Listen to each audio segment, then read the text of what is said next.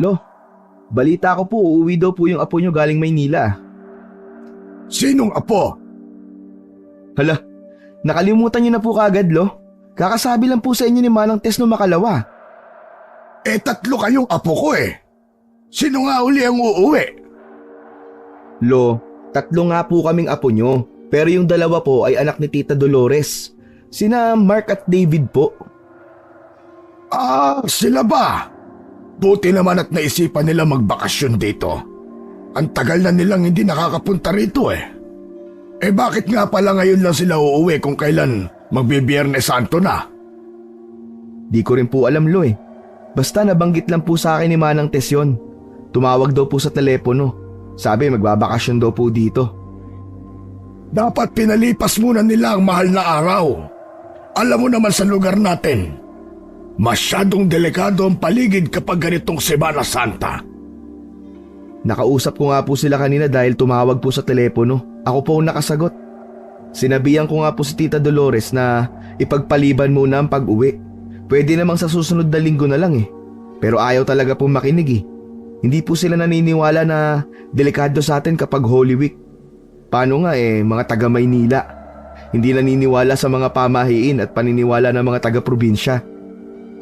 Ay nako. O siya, hayaan mo na po. Ang katigasan naman ng ulo nila ay aanihin din nila yan. Matatauan din sila kapag sila na mismo nakaranas ng mga sinasabi natin. Kaya nga po. Ganun na nga po siguro, Lo. Pagsasabihan ko na lang din sila pagdating nila dito. Dahil kapag hahayaan natin na dalhin nila ang katigasan ng ulo nila, baka mapahamak yan sila. Mahalaga, mapagsabihan at hindi tayo nagkulang sa paalala. Wala naman po tayong magagawa, Lo eh. Kung talaga matigas sa mga ulo nila. Saka, huwag niyo na po sila masyadong problemahin. Buti pa at maglakad-lakad na lang po tayo sa paligid na makasagap tayo ng sariwang hangin at sikat ng araw. Ala sige, mabuti pa nga. Tara na. Mabuti na lang talaga at nagpupunta ka din sa bahay para palagi akong samahan. Napakabuti mong bata. Para kang ang tatay mo. Mabait na bata. Pero yun nga lang, palaging walang kibo. Palaging nakangiti kapag nakatunghay sa langit. Naalala ko na naman siya. Alam mo apo, masasabi ko na napalaki ka ng mabuti ng nanay mo. Lagi ko po kasing iniisip ang mga pangaral ni tatay at nanay. Saka po ang mga payo niyo sa akin. Kaya po ganon. Dahil din po yun sa gabay niyo sa akin, Lo. Namatay ang ama ni Miguel dahil sa atake sa puso. Kaya ang kanyang lolo na ang nagsilbi niyang ama.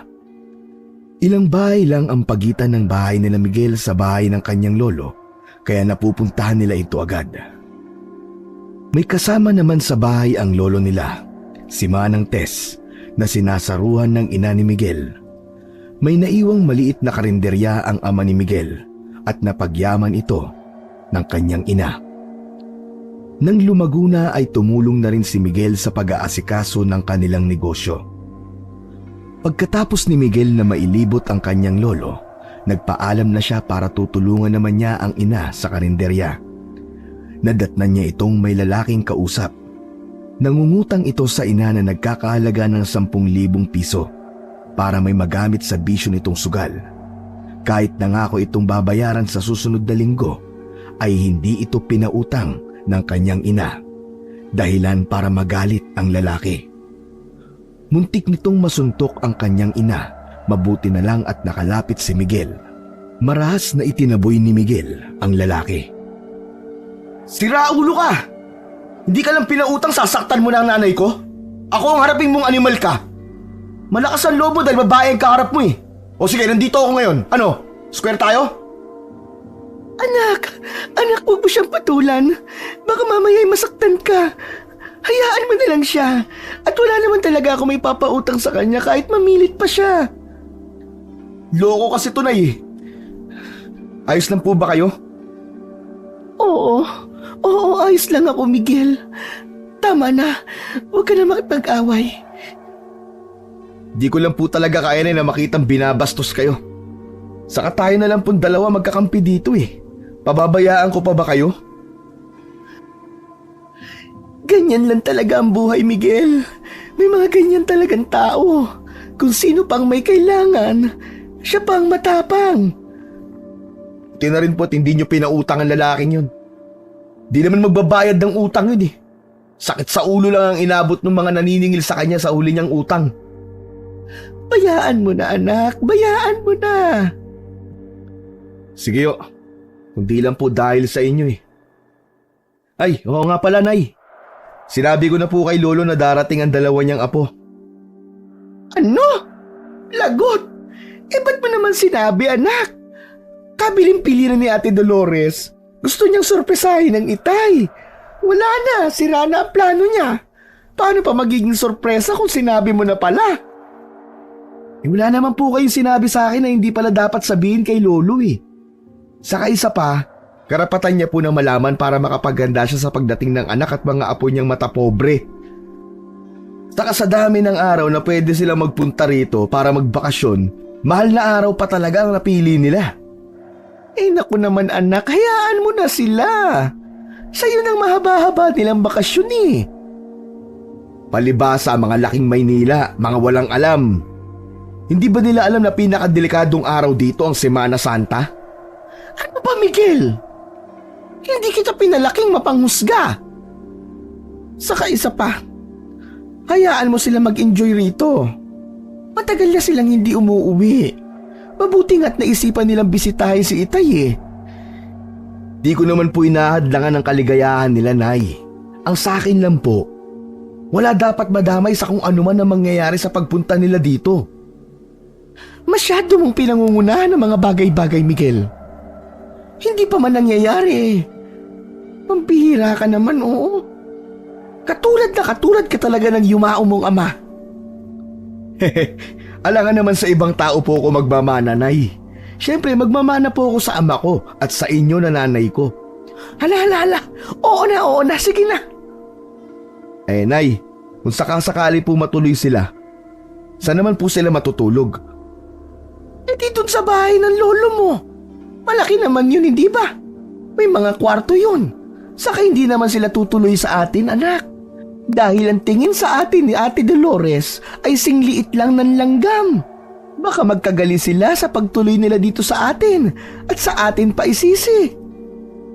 Ayaw mo rin sila dito patuloyin, Nay, no? Oo naman, anak.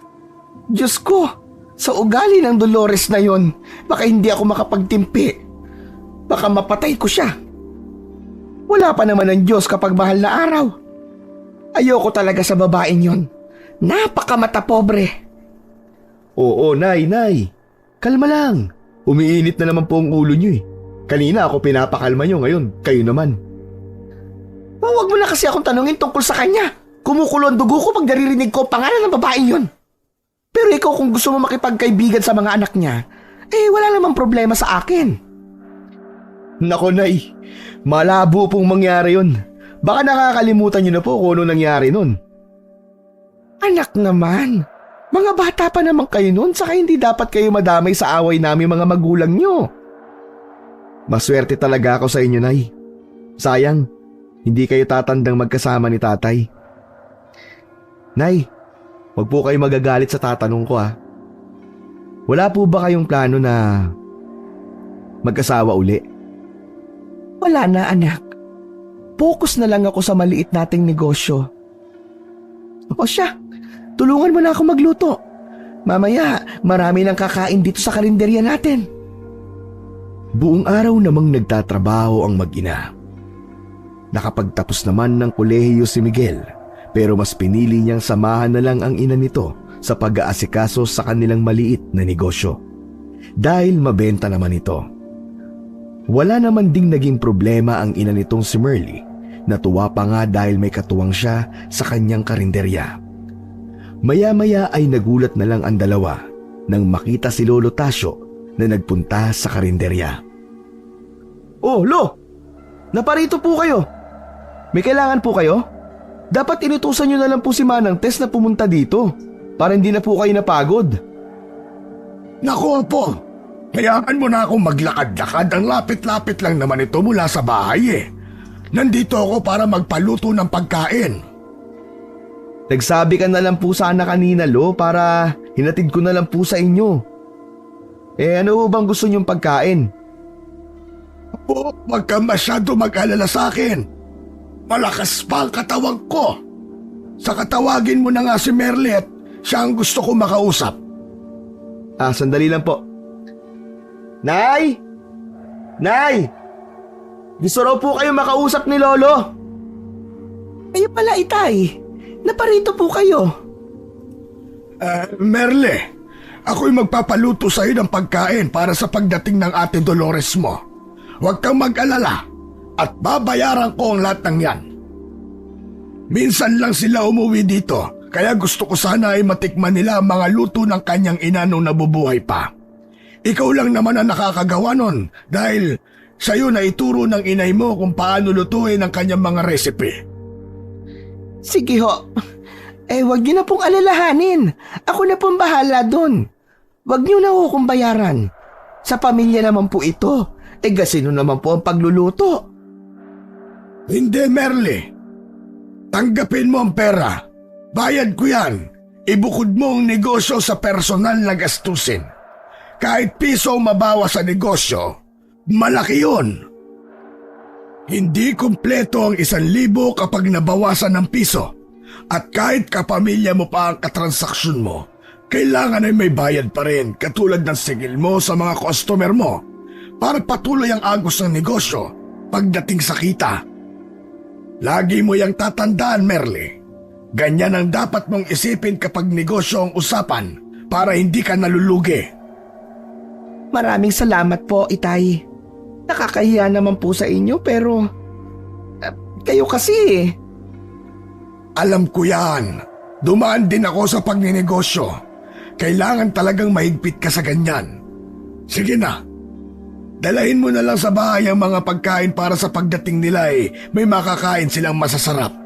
Hindi nila mapipintasan yan dahil talagang masarap kang magluto. Abay, pinagmamalaki ko mga luto mo. Para kang nanay mo. Tignan mo. At palaging maraming tao ang karinderya mo. Hala sige, ako'y uuwi na. Sige ho, Itay. Maraming salamat po uli.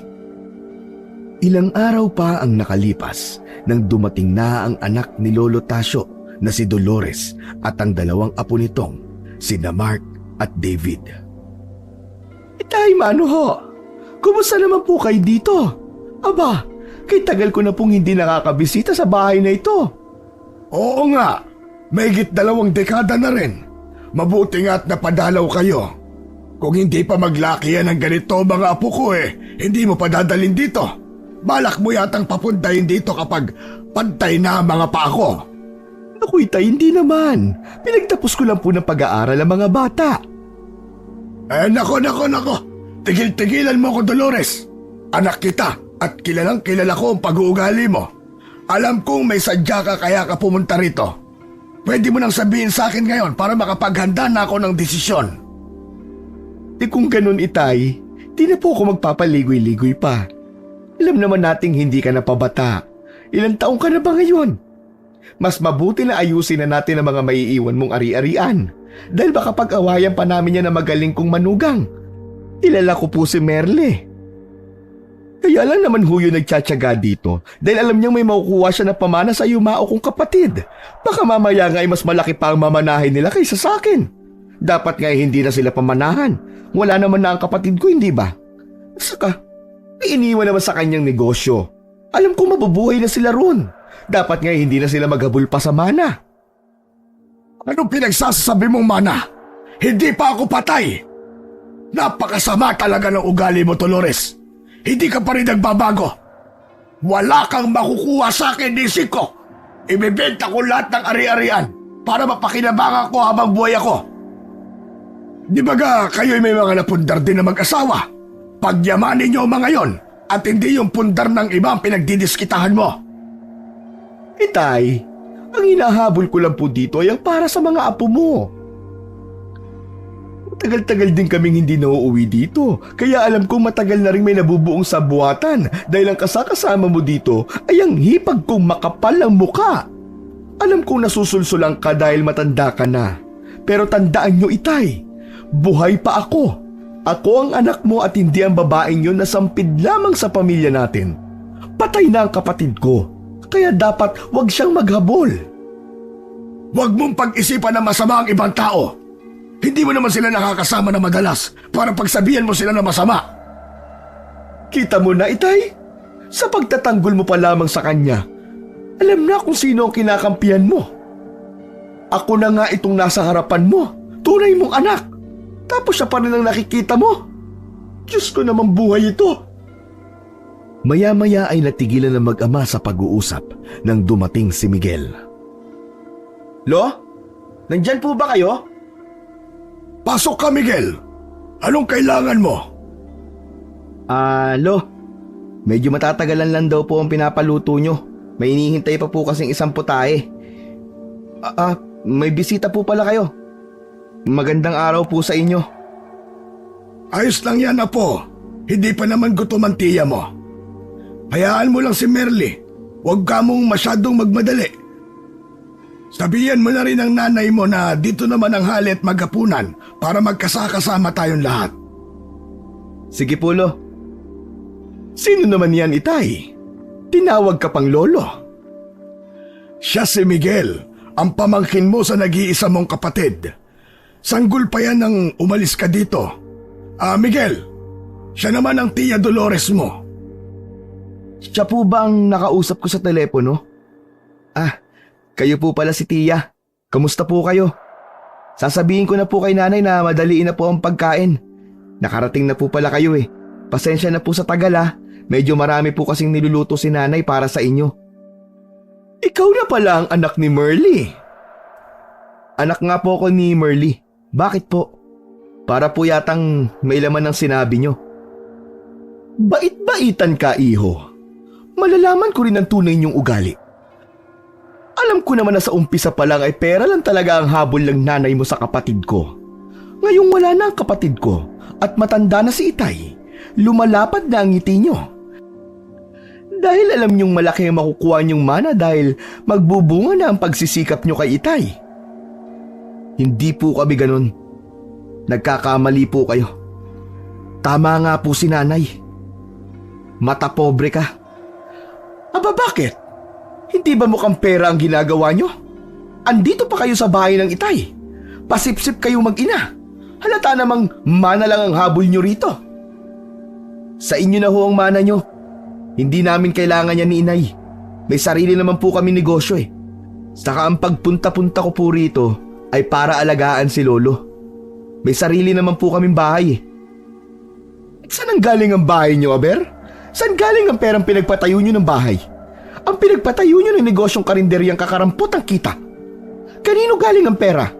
Sa kapatid ko ba? Matagal nang patay ang kapatid ko. Kaya sa malamang, nahutot nyo yan kay Itay. Madali na kasing utuin ng matanda. Pakisabi sa nanay mo, lumang gawain na yung bait-baitan. Ang yabang-yabang nyo sa maliit nyong negosyo, galing naman yan sa pera ni Itay. Tama na yan, Dolores. Sumusobra ka na. Galing nga ho sa tatay ko ang negosyo namin at bahay. Wala kaming hiningi mula kay Lolo. Dahil alam po namin na mamatahin nyo kami. Tsaka ano naman pong problema nyo kung iniwanan kami ni tatay ng bahay at maliit na negosyo? Dapat ba sa inyo mapunta ang mga yon? Ikaw na bata ka. Huwag mo kong iniinsulto sa harap ng Itay at mga anak ko. Hindi ko po kayo iniinsulto. Nagsasabi lang po ako ng totoo. Saka ikaw po nagsimula ng gulo. Hindi ako. Manang-mana ka talaga sa nanay mo. Parang linta. Ano ka ba, Dolores? Kakauwi mo lang dito sa bahay, naghahanap ka pa ng away. Bakit mo pinagsasalitaan ng ganyan ang pamangkin mo? Bakit, Itay? Totoo naman ang mga sinabi ko ah. Kahit kailan hindi ka talaga nakikinig sa akin, Dolores. Pagkatapos masabi yon ni Lolo Tasio, ay kagad na siyang napahawak sa dibdib. Nahihirapan na siyang huminga dahil sumikip ang dibdib sa pag-aawat sa kanila. Kaagad naman na inalalayan ni Miguel ang kanyang lolo. Dinala niya ito sa kwarto para makapagpahinga. Nang masiguro niyang maayos na ang kalagayan ng matanda, ay sa kanya ito iniwan. Pagkalabas niya ng silid ng matanda, ay kaagad siyang kinumpronta ng tiyahin na si Dolores. Tingnan mo ang ginawa mo sa itay. Pareho lang kayo ng nanay mo. Mga walang modo. Alam mong uuwi ako dito? Sana hindi mo na ipinakita ang pagmumukha mo. Ilang araw na nga kayo magkasama dito. Itong panahon na lang na makakasama ko ang itay ko. May eksena ka pang kutong lupa ka. Ano bang ginagawa namin ni inay sa inyo at galit na galit kayo sa amin? Malaki po ang respeto ko sa inyo, pero wag po naman sana kayong sumobra. Anong sabi mo? Anong ginawa? Mukhang hindi pa sinasabi ng nanay mo sa iyo ang kalandi ang pinagagagawa niya. Simulat sa pool, ayoko na talaga yung nanay mo. Mukhang pera para sa kapatid ko. Pero pinikot niya ang kapatid ko.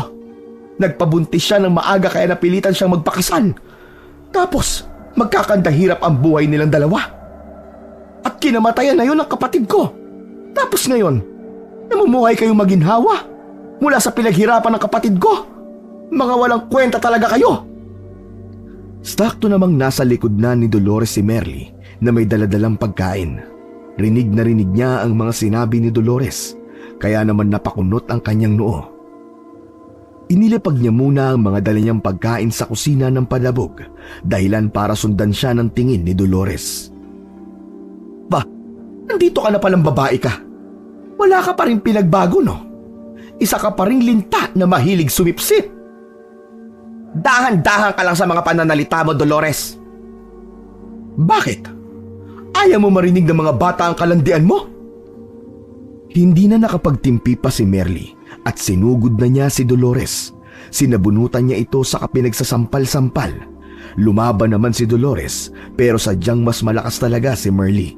Dahil masanay ito sa trabaho mabigat, mabilis naman silang pinaglayo ng kanilang mga anak. Nay! Nay, tama na! Tama na po! Mabuti pa po't umuwi na lang tayo. Hayaan na lang po natin sila. Mabuti pa nga. Tutal hindi naman kayo parte ng pamilyang ito. Matuto kayong dumistansya. Mga sipsip. Ang kapal na mukha mo magsabi niyan. Hindi mo nga maalagaan ang sarili mong ama. Todo pasarap kayo ng buhay roon sa Maynila. Wala rin lang yaman ng itay. Hindi mo rin naman siya aalagaan. Kutong lupa ka. Hay nako, Dolores. Huwag mo kong itulad sa iyong mukhang pera. Sobrang lakas ng boses nila. Narinig na ito ng matanda mula sa kwarto nito, dahilan para magising ito sa pagkakaidlip at lumabas na para makiusisa. Ang ingay-ingay niyo dito. Ano bang nangyayari? Nag-aaway ba kayo? Pasensya na po, Lo. Aalis na lang po kami ni inay. Teka, bakit kayo aalis? Manananghalian na tayo. Dito na kayo kumain. Hala, Tess! Ayusin mo na ang hapag nang makakain na tayong lahat. Ako'y nagugutom na. Dahil matanda na si Lolo Tasio, mabilis na siyang makalimot sa mga nangyayari. Sa tuwing nakakatulog ay nabubura na sa isip niya ang mga nangyari at bagong kaganapan na uli ang makikita niya paggising. Tahimik lang silang nagsisikain at tanging kubyertos lang ang naririnig na ingay. Ni isa ay ayaw magsalita. Palitan lamang ng masasamang tingin ang kanilang ginagawa. Hanggang sa binasag na ang katahimikan ng anak na panganay ni Dolores na si Mark. Lo, ano kayang pwede namin gawin bukas? Total, nandito naman kami para magbakasyon eh. Apat muna ninyong palipasin itong mahal na araw. Masyadong delikado ang paligid. Itay naman, hayaan nyo mag-enjoy ang mga bata. Saka naniniwala ka pa ba sa mga kwentong barbero? Bata pa kami, panakot nyo na masasamang kung ano-anong elemento at halimaw ang naglalabasan kapag Semana Santa dahil patay ang Diyos. Diyos ko naman, kailan pa ba siya namatay? Kaya tayo natatalo kasi iniisip agad natin na talo na tayo. Kaya sinasamantala ng mga diablong kahinaan natin at takot. Wala yang pinagkaiba sa mga tao mapagsamantala. Kapag alam nang walang bantay, susugod kasi alam nilang may makukuha sila. Hindi yan basta kwentong barbero o panakot lamang. Lahat ng yan naranasan ko. Kung saan-saan na naman napupunta sinasabi mo, Dolores. Mas mabuti po sigurong sumunod na lang po tayo kay Lolo, Tiya. Total ilang araw lang naman po ang mahal na araw, matatapos na rin. Manahimik ka nga dyan, Miguel. Hindi ka kasali sa usapan. Ang tigas talaga ng ulo mo, Dolores. Gusto bang ipahamak yung mga anak mo? Masasayang lang kasi ang pamamalagi nila rito kung sa loob lang sila ng bahay, Itay. Di sana'y hindi ko na lang sila isinama. Oo nga naman, Lo. Payagan niyo na po kami. Dahil kayo hindi masabihan, bahala na kayo. Miguel, apo ko, maaari mo bang samahan ng mga pinsan mo? Ikaw ang nakakaalam ng lahat ng dito sa atin. Ayoko na mapahamak sila kaya pakibantayan mo muna sila habang nandirito sila sa atin. Ayos lang ba yun? Saka dumito ka na matulog sa bahay nang magkaroon kayo ng banding na magpipinsan. Wala pong problema sa akin, Lolo. Umayag ang anak ko, Itay, pero hindi para maging katulong ng dalawa. Baka mamaya kasi utos-utusan lang nila. Huwag ka masyado mag-alala, Inay. Malaki na po ako. Ako pong bahala. Hindi na nagpumilit pa si Merly sa kanyang kagustuhan at hinayaan na lamang ang pasya ng kanyang anak. Malaki rin naman ang bahay ng matanda kaya hindi naman sila magsisiksikan doon. Pagkatapos nilang maghapunan, nagpaalam na si Merly na mauuna nang umuwi sa kanila. Mauuna na po kami, Itay. Marami pa po akong aasikasuhin bukas. Sige, Merly, mag-iingat ka. Salamat. Magpakabait ka, anak, ha? At alagaan mo ang lolo mo habang nandito ka. Opo, Inay.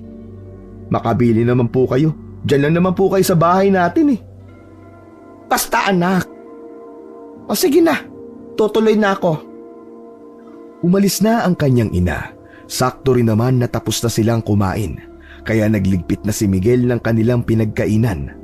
Habang ang dalawa niyang pinsan ay kagad na pumasok sa kwarto. Napailing-iling naman si Miguel. Halata na niyang walang alam sa gawaing bahay ang mga pinsan niya. Hinayaan na lamang niya ito at naghugas na ng plato. Oh, Lolo, bakit hindi pa po kayo nagpapahinga? Paano ako makakapagpahinga kung nandyan ka naman naguhugas? Hayaan mo na si Manang Tess dyan, apo. Okay lang po, Lo. Pinagpahinga ko na po si Manang kasi napagod po sa kakalinis ng bahay. Hayaan niyo na po, kaya ko na po ito. Hugas lang naman po ng plato to eh. Basic. O wala, sige kung mapilit ka. Pero pagkatapos niyan, magpahinga ka na rin, ha? Opo, Lo. Pagkatapos niyang maghugas ng plato at humiga sa kama, nakukuha na ni Miguel ang kanyang antok nang makarinig naman siya ng kaluskos mula sa paligid. Bumangon siya at lumabas. Tiningnan niya kung sino ang nasa labas at gumagawa ng ingay na yon. Gulat naman siya nang makita ang dalawa niyang pinsan na nakasilip rin sa bintanang dinudungawan niya. Anong ginagawa niyo dyan? Gabing-gabi na. Gising pa kayo? Nagpapahangin lang. Maalinsangan kasi. Walang aircon. Kaya naisipan namin tumambay dito sa labas. Ganitong oras? Tumatambay kayo? Oo. Uso naman to sa Maynila eh. Bakit ba kailangan mong questionin ang lahat ng bagay? Sino ka ba? Lahat na lang ah. Ano ba yan, David? Huwag mo siyang pagsalitaan ng ganyan. Pasensya ka na sa kapatid ko ah. Minsan walang modo to kausap eh. Kinakampihan mo pa yan, Kuya Mark. Ayos lang. May pinagmanahan naman eh. Buti nga, hindi ako nag-Maynila kung ganyan lang din ang kalalabasan ng ugali ko. Sige dyan na kayo. Matutulog na uli ako. Umalis na lamang dun si Miguel, dala ng inis. Nagtimpi na lang siya kaysa sa kung ano pa ang magawa niya sa nakababata nitong pinsan. Wala pang 5:00 ng umaga ay nagising na si Miguel. Inayos na niya ang kanyang sarili, saka lumabas na ng kwarto. Naabutan niya naman ang kanyang lolo na nagkakape na sa may sala. Sobrang aga mo namang nagising, Miguel. Wala pa naman tayong gagawin. Nakasanayan ko na po kasi tuloy. Talagang maaga po ako nagigising. Yung mga pinsan ko po, gising na ba? Nako, humihilik pa rin. Yung iba, marami nang nagagawa. Hayaan nyo na po, Lo. Baka pagod lang po sila sa biyahe. Wala na akong ibang maaasahan pa, Miguel. Alam kong mag-aaya sila sa'yo kung saan-saan. Palagi kayo mag-iingat ha. Dahil simula ngayong araw ay patay na ang Diyos, kaya huwag mo silang dalhin sa kung saan-saan. Delikado. Makakaasa po kayo sa akin, Lo. Hindi ko lang po alam sa mga pinsan ko kung susunod sila sa akin. Hindi naman po kasi sila naniniwala sa mga aswang at sa iba pang mga nilalang. Para sa kanila, kwentong barbero lang po ang mga yon. Ang tao talaga, hindi yan nadadala hanggat hindi nila nararanasan. Lo, nakapaganda na po ba kayo? Buong linggo pa naman na to maganda ang bilog ng buwan. Oo po, parati naman akong handa. Mabuti naman kung ganun, Lo. Umalis muna si Miguel para tumulong naman sa mga gawaing bahay. Total wala pa naman siyang gagawin. Laking pasasalamat naman ni Manang Tess dahil sa mas mabilis ang kanyang pagpapahinga. Bandang 11:00 ng umaga, pawis na si Miguel dahil sa natapos niyang gawaing bahay, samantalang kakagising pa lang ng mga pinsan niya ng ganung oras. Isang tingin na nakakadismaya naman ang ipinukol sa kanya ng mga pinsan niya, pero wala siyang magagawa dahil bisita ang mga ito. Isang kunot noon naman kagad ang isinalubong sa kanya ng tiyahin niyang si Dolores. Ilang oras pa ang lumipas nang makapag-ayos na rin ng sarili ang kanyang mga pinsan. Nakakain na rin ang mga ito, kaya naman nag-aya na kagad si David na maglibot-libot sa lugar na yon. Ano kuya? Dito na lang ba tayo? Tingnan mo, tirik na tirik ang araw. Papayag kaya si Lolo? Tignan mo naman, kagabi nag-away sila. Ano naman pakialam natin kuya? Andito tayo para magsaya. Ikaw talaga, David, oh. Masyado kang makasarili. Totoo naman kuya eh. Tsaka pumayag naman na si Lolo kagabi, di ba? Bahala ka kung ayaw mo sumama. Basta ako kakausapin ko na si Miguel. Umalis na si David at iniwan ang kanyang kapatid sa kwarto. Nakita niya naman si Miguel sa labas na may kausap na mga trabahador. Kaya hindi na siya nagdalawang isip na lapitan ito. Oh, gising na pala kayo, David. Miguel, pwede mo ba kaming ilibot dito? Nakakaburyong na kasi sa loob ng bahay. Walang magawa. Sige, walang problema, ililibot ko kayo. Pero hindi tayo aabot ng hating gabi, ah. Alam niyo namang delikado rito eh. Sige, sige. Tara na. Sabihan ko lang si kuya. Sandali. Kuya! Kuya, tara na daw. Pumayag na si Miguel. Lumabas ka na rito. Sandali! Pambihira ka naman, oh. Pinilit mo yata ng pinilit yung tao eh. Alam mo naman na hindi siya makakaindi sa atin. Nakabi ka kuya. Sabi niya, maglilibot daw tayo. Basta hindi tayo maaabutan ng dilim. Hep, hep, hep! Sa tingin niyo, saan kayo pupunta? Maglilibot lang po sa paligid, ma. Huwag kayo masyado magtiwala sa anak ni Merle. Traidor din yan. Ito na naman po tayo, ma eh. Hindi niyo pa nga po lubusang nakikilala yung tao eh. Anong hindi? Kilalang kilala ko ang nanay niyan. Ano pa bang iisipin mo sa anak niya? Wala pa rin po kayong pinagbago. Kaya kayo lagi nag-aaway ni Papa eh. Ano namang kinalaman ng Papa mo rito? Ma, magbago na po kayo. Hindi na pwede ang dati niyong ginagawa. Wala nang magliligtas sa'yo. Kailangan mo ng maraming kakampi ngayon. Anak lang kita, Mark. Wala kang karapatang pangaralan ako.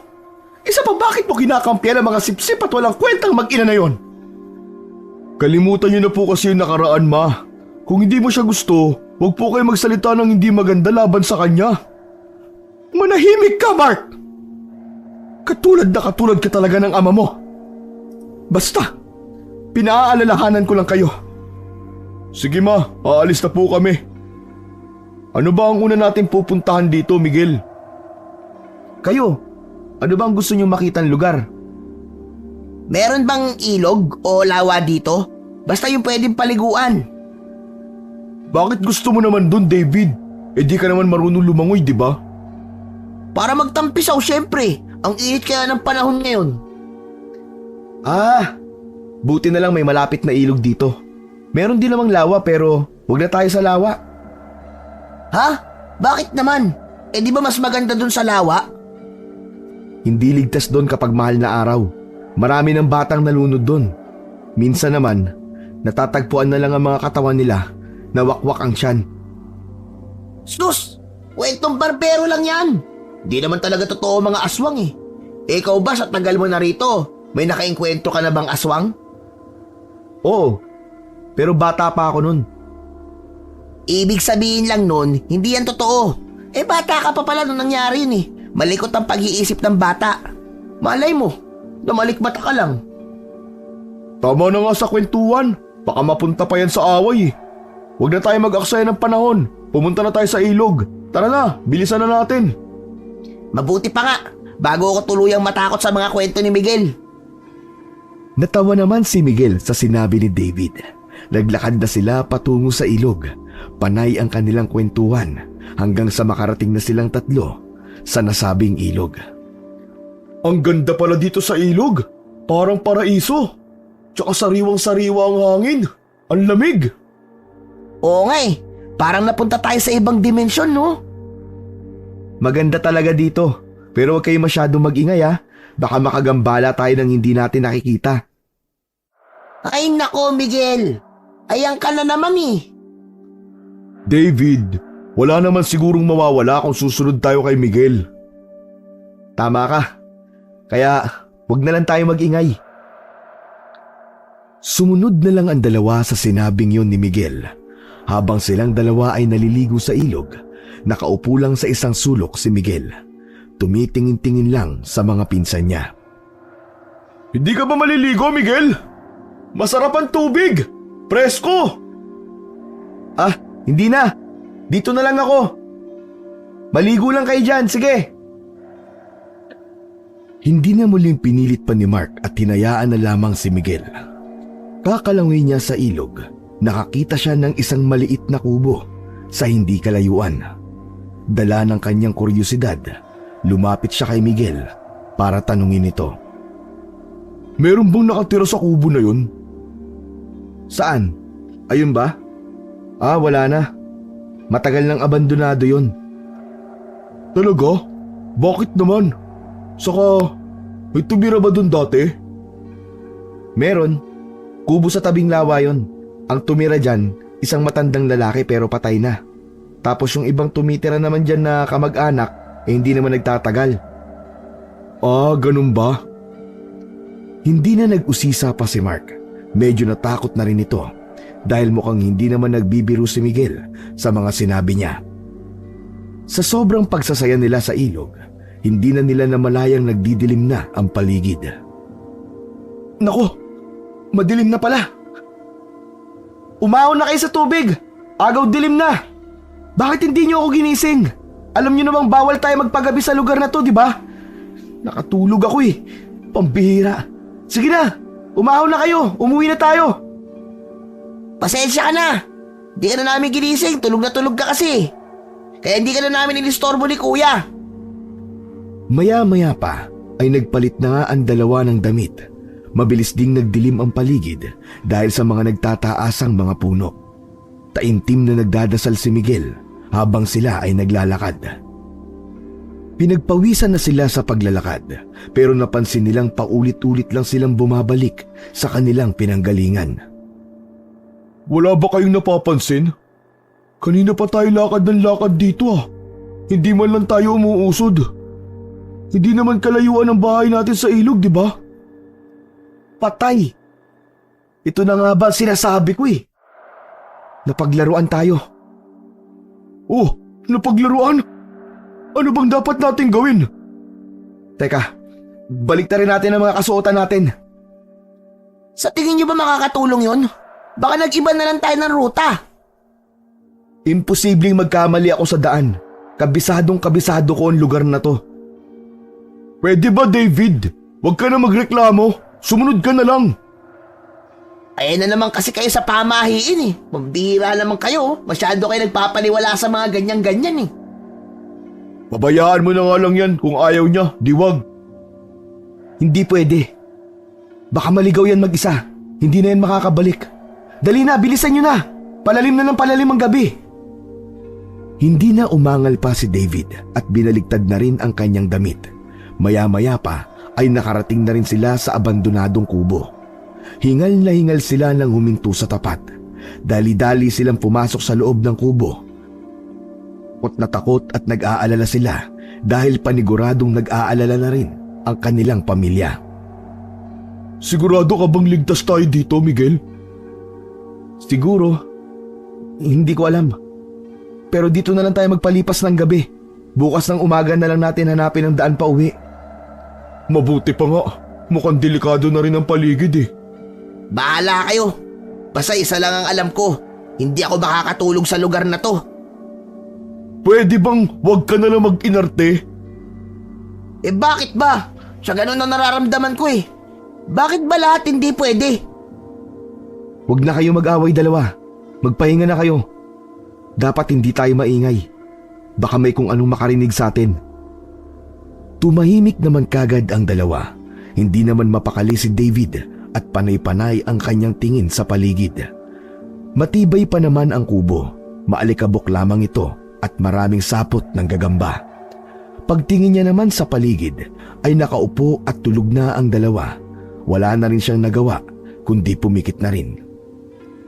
Dahil sobrang dilim na rin naman ng paligid, wala na siyang makita. Nakatulog ang tatlo habang naalimpungata naman at nagising si David. Bandang 12:00 ng gabi, meron namang kumaluskos sa paligid at may kung anong sumisinghot-singhot pa. Dala ng kuryosidad ni David, dinala siya ng kanyang mga paa sa pintuan. Naisip niyang sumilip kung ano nga ba ang nasa labas ng bahay. Pagsilip niya naman ay isang magandang dalaga ang naroon. Nakaupo malapit sa lawa. Dahan-dahan siyang naglakad patungo sa dalawang kasama. Ginising niya ang kanyang Kuya Mark at si Miguel. Kuya! Kuya! Miguel! Hoy, Miguel! Gumising na kayo! Una namang nagising si Mark dahil sa pag-alog sa kanya ni David. Saka sumunod si Miguel na dahang-dahang iminulat ang kanyang mga mata. Ano ba yun, David? Pwede bang ipagpabukas mo na lang? Kita mo natutulog na yung tao eh. Kuya, gumising ka muna. Sa tingin ko yung dalaga sa labas ang makakatulong sa atin. Ha? Dalaga? Siraulo ka ba?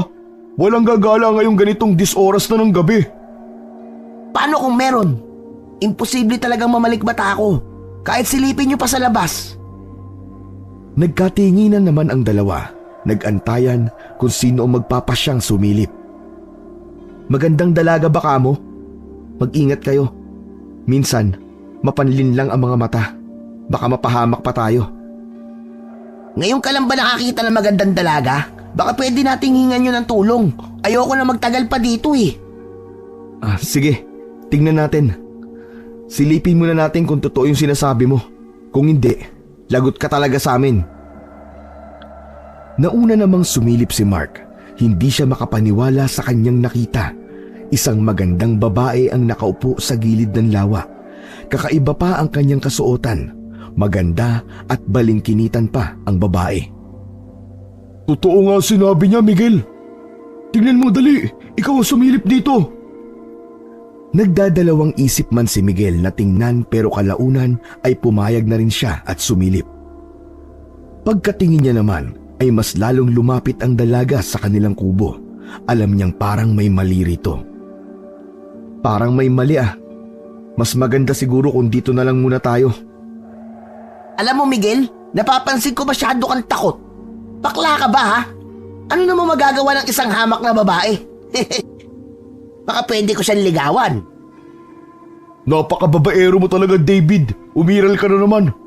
Mas mabuti pang sundin na lang natin si Miguel. Total, siya naman ang nakakaalam dito. Mga dayo lang tayo dito, baka nakakalimutan mo. Ayan ka na naman kuya eh. Masyado kang sunod-sunuran sa kanya. Nandito lang naman siya para bantayan tayo Kaya dapat siya ang magbantay sa atin. Hindi naman umimik si Miguel dahil sa sobrang nainsulto siya sa sinabing ni David. Hindi nakinig si David at ipinilit pa rin niya ang kanyang sariling desisyon. Kaya naman pagbukas niya ng pinto ay bumulagta sa kanya ang figura ng isang magandang dalaga. Akala niya ay napakaswerte na niya pero ilang saglit lang ang paghanga niya sa dalaga ay napalitan ng takot.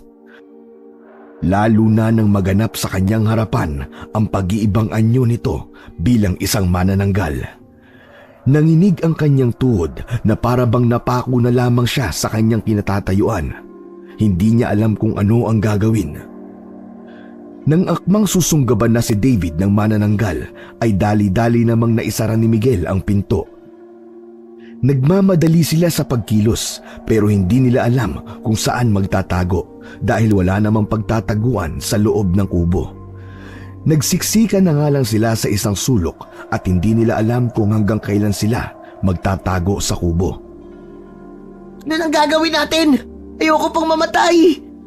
Ang tigas kasi ng ulo mo eh. Hindi ka marunong makinig. Hindi ko naman sinasadya, kuya eh. Sa kasi ba naman na mag-aakala na isang manananggal pala ang isang magandang dalaga? Ayan, hayok ka kasi sa laman. Yan ang napapala mo. Ano na mangyayari sa atin ngayon, Miguel? Ano nang gagawin natin? Mananatili tayo dito hanggang mag-umaga.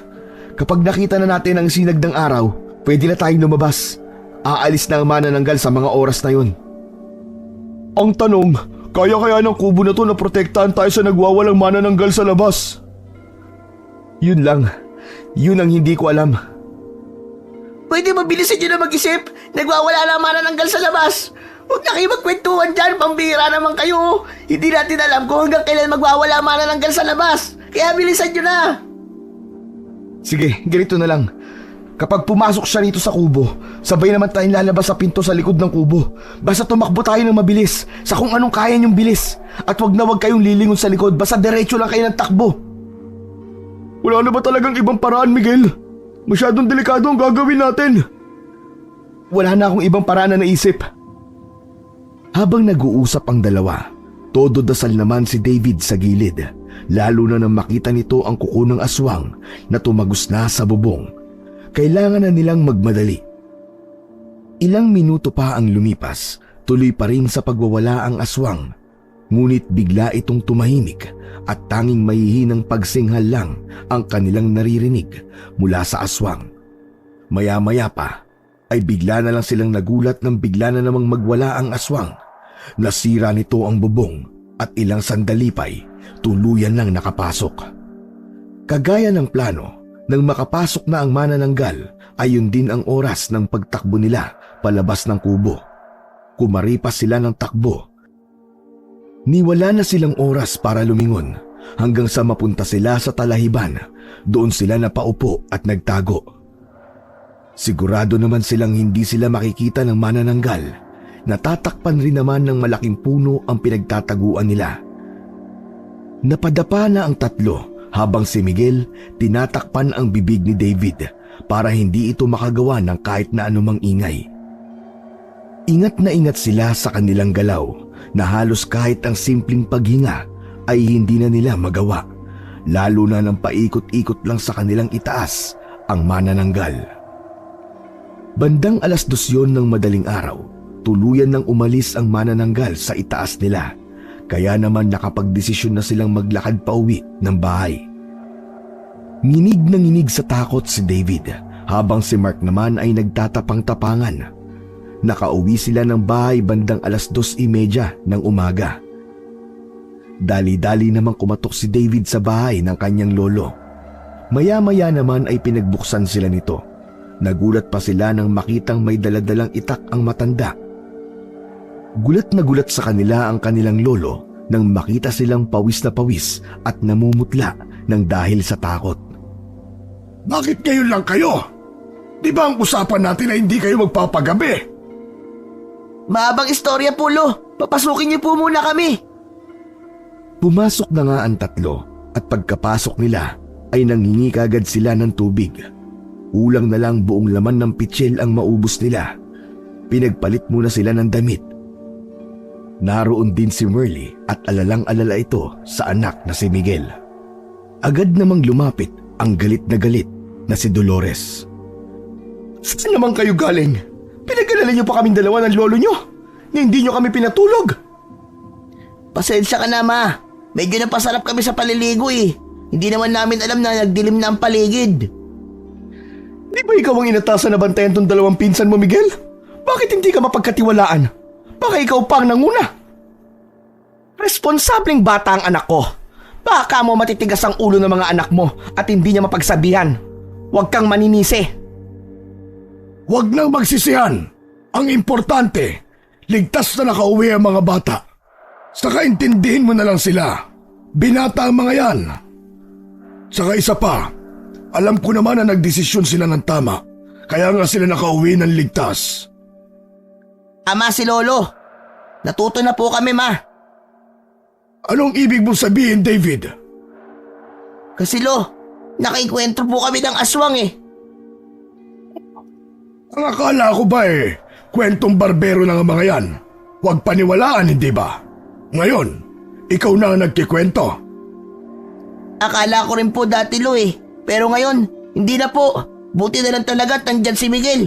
Baka hindi na kami sikatan ng araw kung nagkataon. Nagpasalamat na ba kayo sa kanya? Mukhang takot na takot kayo Huwag niyong isipin na taga Maynila kayo, kaya alam na alam niyo na ang lahat. Opo, Lo. Hindi na po mauulit. Pasensya na po talaga. O siya, sige. Dolores, mabuti pa't asikasuhin mo na yung mga anak mo para makatulog na sila. Mag-uusap muna kami ni Miguel. Pumasok na ang mag-iina sa loob ng kwarto nila habang naiwan naman sa sala sina Miguel, Lolo Tasio at Merly. Lo, dapat po ba tayo maging handa sa mga susunod na araw? Mukhang hindi po basta-basta ang naengkwentro naming manananggal. Anong ibig mong sabihin, Apo? Mukhang hindi kami titigilan nun hanggat hindi kami napapatay. Pinuno siguro ng mga aswang yun, Lo. Mahal na araw pa naman ngayon. Iba po kasi yung pakpak niya eh. Parang kumikinang-kinang. Saka, pinasok po kasi namin ang kubo sa may lawa. Baka po nagalit ang manananggal na yun. Nakahanda na ako sa pangyayaring yan, Apo. Gusto ko lang malaman kung ano nangyari sa inyo ron. Bakit sa kubo na kayo napunta? At sa may lawa pa? Lo, nakatulog po kasi ako habang binabantayan sila sa paliligo sa ilog eh. Hindi ko po namalayang nag-agaw dilim na pala ang paligid. Saka, naligaw kami, Lo, habang pauwi kami. Parang napaglaruan po kami. Kaya, nakarating po kami sa kubo na malapit sa lawa. Ako nang bahala. Huwag lang tayo masyadong pakampante sa ngayon. Hanggat hindi pa natin alam ang kakayahan ng aswang na nakaengkwentro ninyo. O siya, sige. Magpahinga ka na ron. At ako nang bahalang magbantay. Malapit na rin namang mag-umaga. Sige na, Merly. Matulog na kayo sa kwarto nyo. Sige, Hopa. Halika na, anak. Wala nang madaming salita si Miguel at sinunod na niya ang kanyang Lolo Tasio. Pumasok na rin siya sa kwarto dahil pagod na ang kanyang katawan. Pagkahiga pa lamang niya sa kama ay nakatulog na kagad siya. Tulad ng nakasanayan ni Miguel ay maaga ulit itong nagising. Naabutan niya ang kanyang lolo na may kausap na isang matandang babae na hindi bababa sa 70 ang edad. Iyak ito ng iyak kaya naman lumapit na rin si Miguel para mag-usisa. Papaalis na rin ang matandang babae pagkalapit niya rito. Lo, ano pong nangyari? Patay na ang apo ng babaeng yon. Ho? Bakit daw po? Di po ba? Nasa 18 anyos pa lang po ang apo niya? Oo, tama ka. Saka nagdadalang tao rin yon. Ayun, natagpuan ng mga kanayo natin sa masukal na lugar. Halos hindi na raw makilala.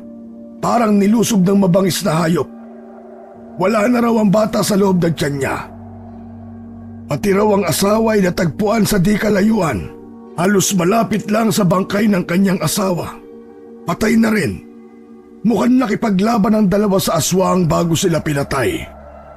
Ano? Bakit naman po kasi lumalabas sila ng 10 oras ng gabi? Alam nilang napakadelikado ng paligid ng ganitong panahon. Ang sabi ng lola niya na nakausap ko, dahil manganganak na raw ang babae, hindi naman marunong magpaanak ang asawa. Nataranta kaya lumabas para puntahan ang albularyong malapit sa kanila para doon sana manganak. Kawawa naman palang sinapit nila, Lo. Delikado talaga sa baryo natin kapag ganitong panahon. Taon-taon na lang ay sumasalakay ang aswang kapag mahal na araw. Kaya kayo maswerte pa rin kayo kagabi. Dahil kung hindi, baka ibinalita na rin kayong wakwak ang katawan. Oo nga Lo eh. Buti na lang may naituro din ang itay na kaunting kaalaman. Hindi ko inaasahan na magagamit ko yung kagabi. Teka Lo, mag-aalas 9 na. Bakit hindi pa rin gising ang mga pinsan ko? Nakausap ko na ang tiyahin mo. Mataas ang lagnat ng mga pinsan mo. Mukhang hindi nila kinaya ang takot na naranasan nila. Lutuan na lang natin sila ng tinola Lo, para makahigop sila ng mainit na sabaw. Sasabihin ko po kay nanay. Huwag mo nang alalahanin yan. May magulang naman ang dalawang yun. Siya nga pala, mamayang gabi, magsunog tayo ng goma. Goma? Para saan naman yun Lo? Saan pa ba? Di para pantaboy ng mga aswang. Ah, ganun po ba? Sige po Lo, sabihan niyo lang po ako at ako na po ang bahala mamaya. Buti na lang talaga at nandito ka, Apo. May maaasahan ako kahit papano. Huwag niyo na pong isipin ang ganyang bagay Lo. Saka nga pala Lo, pupunta po muna ako sa karinderya mamaya ah. Tutulungan ko po muna si nanay doon kahit saglit lang. Oo, sige, walang problema. Kanina nga pala bago umalis nagbilin na papuntahin kita doon pagising mo. Sige na, puntahan mo na. Naghihintay na yun sa'yo. Sige po Lo, salamat po. Walang anuman iho, mag-iingat ka. Iniwan na nga ni Miguel ang kanyang lolo. Naglakad na ito. Pansin niya naman nakakaiba ang mga kinikilos ng tao sa kanilang lugar. Tila ba takot ang mga ito. Pero ipinagsawalang bahala na lamang yon ni Miguel at dumiretso na sa kanilang karinderya. Hindi naman matumal ang benta sa mga araw na yon ng kanyang ina. Para lamang itong regular na araw. Oh, Miguel! Nandito ka na pala! Opo Nay, pasensya ka na po tinanghali po ako ng gising. Nabalitaan mo na ba ang nangyari sa kapitbahay natin? Inatake raw ng aswang ang mag-asawa. Kayo talaga inay walang chismis na hindi nakakarating sa inyo ano po. Maiba tayo ng usapan. Talaga bang may lagnat ang mga pinsan mo? Opo, sabi nga po ni Lolo. Mabuti na lang talaga at matapang ka anak. Hindi kagaya ng mga pinsan mo. Nilagnat ng dahil sa sobrang takot. Nako, mabuti na lang talaga at nagawa mong iuwi ng ligtas sa mga pinsan mo. Kahit matitigas ang ulo nila. Alam mo anak, proud na proud ako sa'yo. Pero sa susunod sana mag-iingat ka ha. Alam mong ikaw na lang ang meron ako, buwat nang mawala ang tatay mo. Palagi naman po ako nag-iingat inay Hindi ko lang talaga inaasahan ang nangyari kagabi. Alam mo anak, ang lahat ng bagay ay hindi inaasahan. Yan ang pakatatandaan mo. Kailangan palagi kang nakahanda at alerto sa lahat ng mga maaaring mangyari. O siya sige, ang mabuti pa anak, sumama ka sa akin mamaya at i-deliver ko tong order sa akin na pagkain. Tumango naman si Miguel bilang tugon sa kanyang nanay. Naiintindihan naman niya ito. Sadyang nag-alala lang si Merly sa kaligtasan ng kanyang anak. Binilisan na lamang ni Miguel ang kanyang ginagawa para makaalis na sila ng kanyang ina para dalahin ang order na pagkain. Naiwan naman sa karinderya ang kapitbahay nilang katuwang ng ina. Isa-isa nilang hinatid ang mga pagkain. Pagkatapos nun ay dumiretso na sila sa kanilang bahay. Nay, ano bang ginagawa natin dito sa bahay? May kukunin lang ako saglit anak. Hinayaan na lamang ni Miguel ang kanyang ina. Naupo na lamang sa upuan at hinintay itong lumabas. Pagkalabas ng kanyang ina ay may dala na itong rosaryo saka holy water. Nay, para saan naman po yan?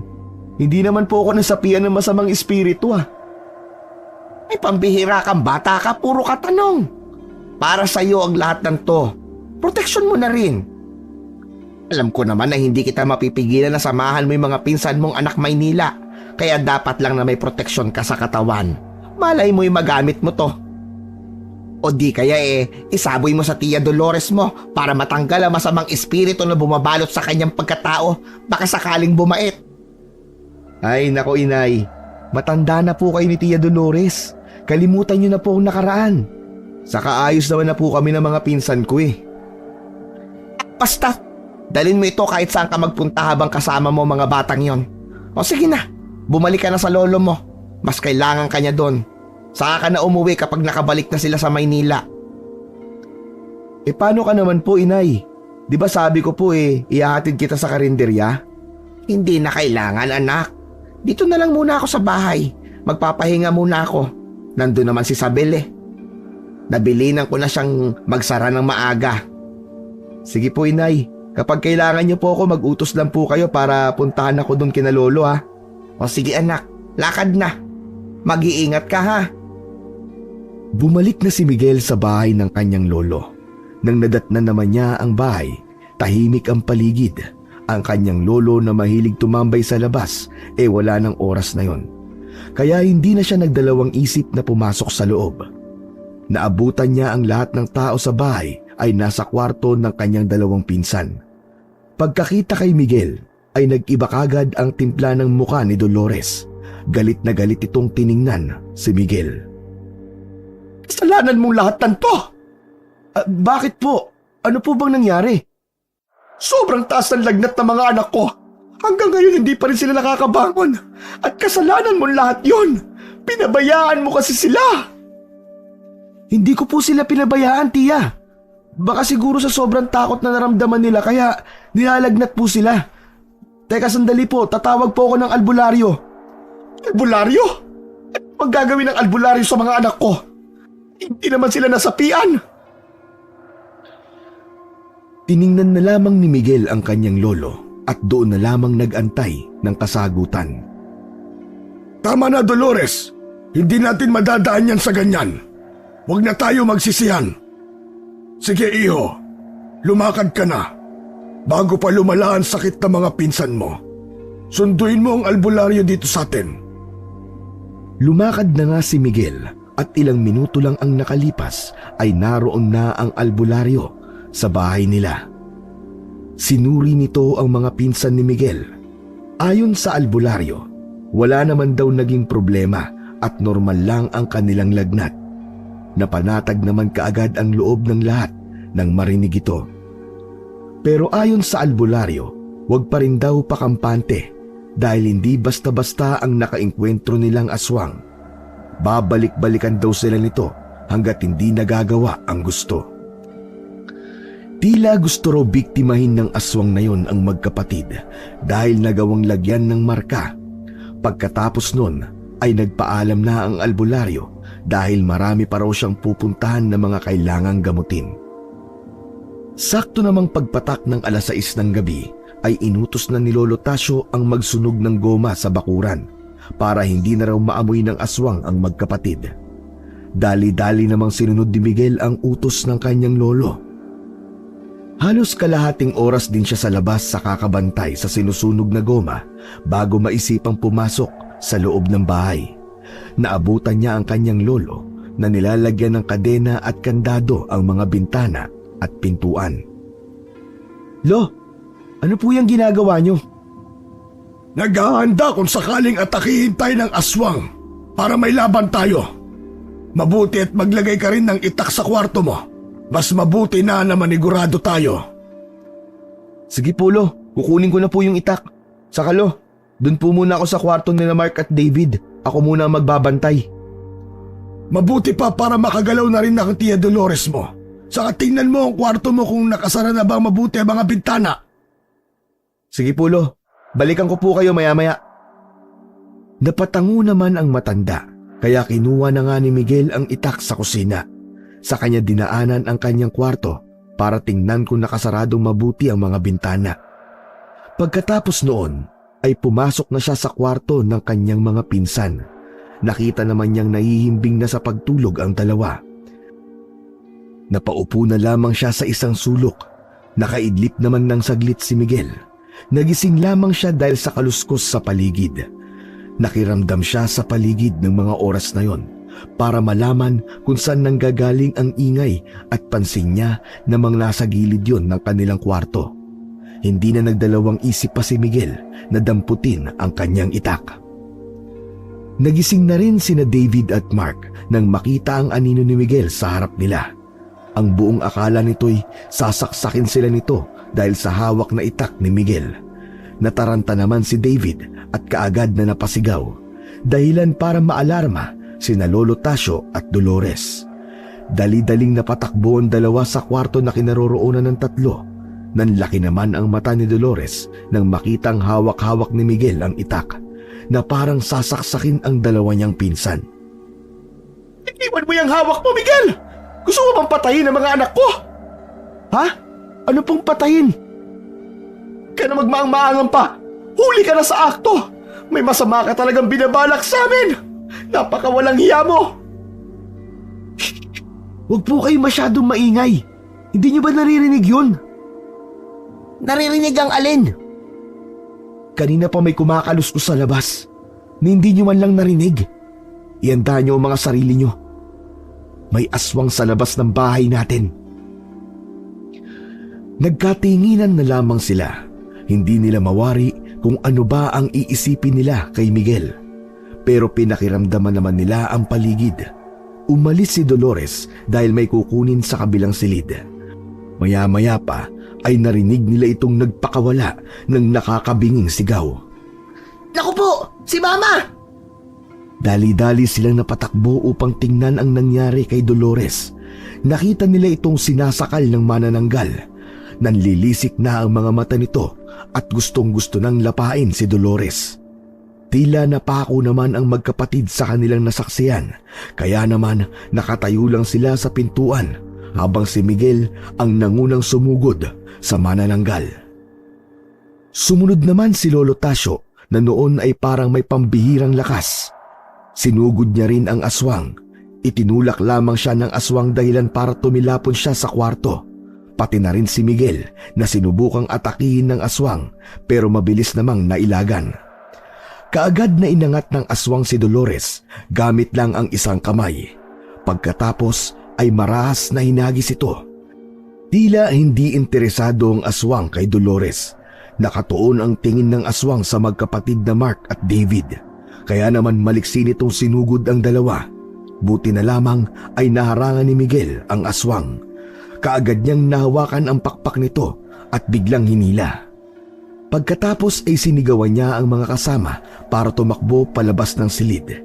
Ikinagalit yun ng aswang. Sinabihan pa si Miguel na pakialamero. Saka siya muling inihagis ng aswang palabas sa bintanang sinira nito. Habang sina Mark at David ay tumakbong pabalik sa kanilang kwarto. Mabilis nilang naisara ang pinto.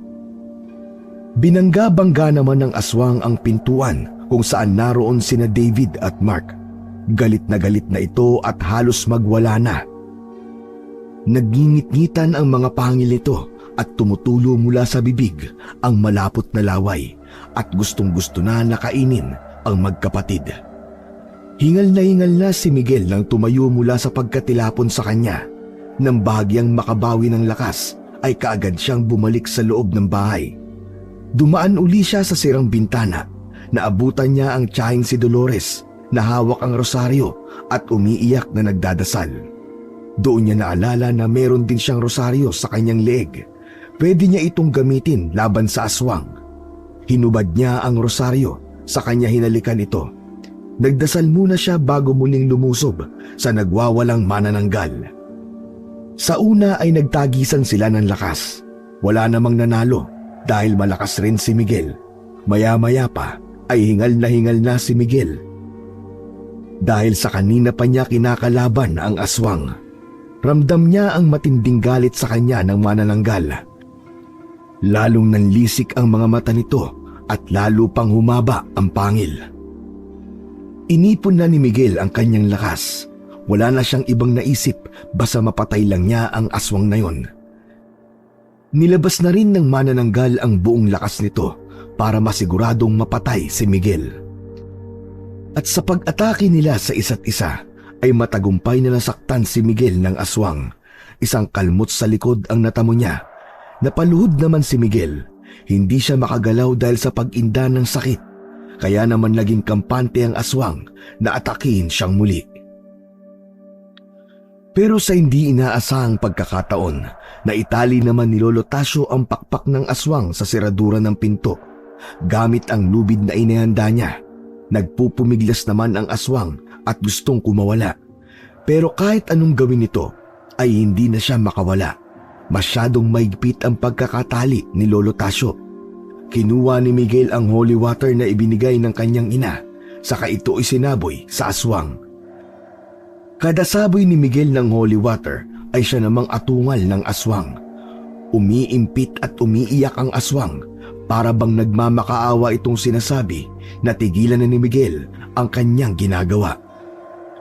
Umuusok na ang aswang hanggang sa magbandang 5:00 na ng umaga, malapit nang sumikat ang araw. Dahilan para ibuhos ng aswang ang natitirang lakas nito para makatakas. At sa isang kisap nga ay nakawala ang aswang. Sumisigaw ito habang lumilipad-lipad sa buong bahay. Pero kahit anong bilis niya ay naabutan pa rin siya ng sinag ng araw. Dahilan para lalo siyang magsisigaw. Panay naman ang hataw nila Miguel at Lolo Tasyo ng itak para mapatay ang aswang. Pero mabilis itong nakakaiwas. Dahil hindi nila maabot ang aswang na nakasiksik sa bubong ng bahay, naisipan ng maglolo na buksan na ang lahat ng bintana at pinto para tuluyang pumasok ang sinag ng araw sa loob ng kanilang bahay.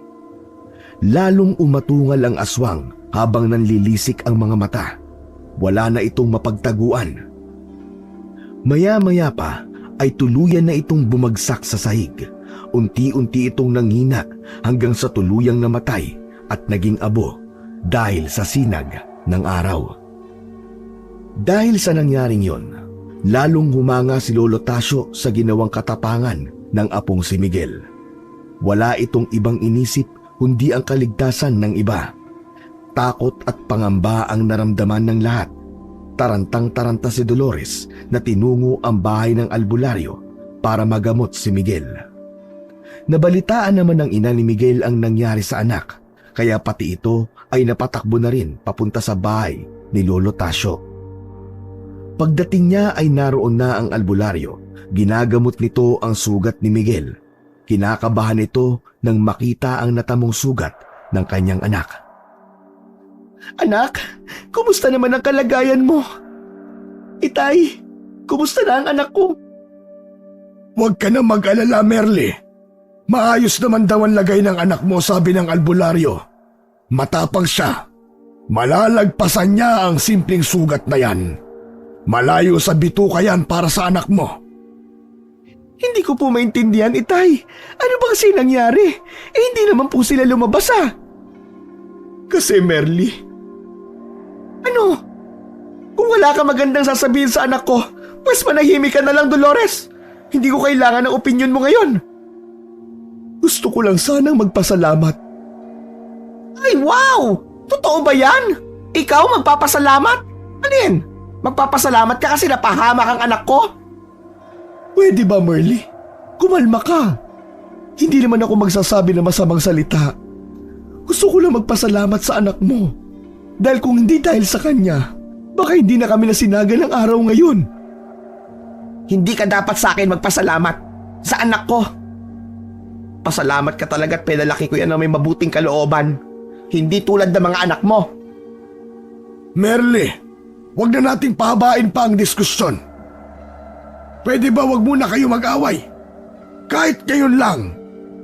Intindihin niyo muna ang mga anak niyo. Natahimik kagad ang dalawa, nahiya sa sinabi ni Lolo Tasyo. Naging matiwasay na ang mga sumunod na gabi ng pamilya. Wala nang gumagambala sa kanila. Natapos na rin ang Semana Santa at napalagay na ang loob ni Lolo Tasyo. Alam niyang mananahimik na uli ang mga aswang na dumadayo sa kanilang lugar. Ilang araw pa ang lumipas at tuluyan nang nagpaalam ang pamilya ni Dolores. Hindi na rin ito binuksan pa ang tungkol sa mana na kanyang hinahangad dahil nalaman niyang malakas pa at nasa tamang pag-iisip pa ang kanyang ama. Merly, pasensya ka na lahat sa mga nasabi ko tungkol sa inyo mag-ina, ha? Sa tagal ng panahon, talagang mainit ang dugo ko sa'yo dahil hindi talaga ako boto sa'yo para sa kapatid ko. Sobrang close kasi namin ang kapatid kong yun. Siguro dahil sa sobrang selos ko, kaya hindi kita nagustuhan kagad. Nagbago kasi ang kapatid ko ng pakikitungo sa akin nung magkakilala kayong dalawa. Nabaling ang lahat ng atensyon niya sa'yo. Lalo na magkaroon na siya ng anak. Tapos naging botong-boto pa sa'yo si Itay. Palagi niyang sinasabi na napakabuti mo at ako naman ang masamang anak. Naiinis ako. Pero ngayon, nakita ko na talaga na may mabubuti kayong puso at hindi mo pinabayaan si Itay. Salamat sa lahat, Merly. Ipagpatawad mo. Hayaan mo na yon. Ni minsan hindi naman ako nagtanim ng galit sa'yo. Bakit hindi ka nalang dumito sa probinsya? Samahan mo si Itay sa bahay niya. Naku, hindi papayag ang asawa ko. Ang dami naming negosyo. Saka hindi ako papayag na iwanan ko ang asawa ko. Baka mambabae yun. Si Raulo yun eh. Kahit nga kaharap ako lumalandi sa mga babae. Yung pa kayang malayo ako. Aba, puputulan ko talaga siya. Merly, si Itay ha, matanda na. Wala akong ibang mabibilinan sa kanya kundi ikaw lang. Huwag ka mag-alala kay Itay. Hindi namin siya pababayaan ni Miguel. Saka, huwag ka rin mag-alala sa mamanahin mo. Wala kang kahati doon. Kalimutan mo na mga sinabi ko tungkol dun sa mana. Saka na natin pag-usapan yan. Sa susunod, kayo ang lumuwas ng Maynila ha. Ayoko nang bumalik dito. Kung hindi ako mapapatay ng aswang, mamamatay ako sa takot sa kanila. Paano? Bahala ka na ha. Salamat sa lahat.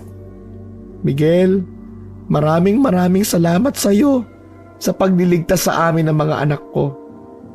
Dahil sa iyo, buhay pa kami.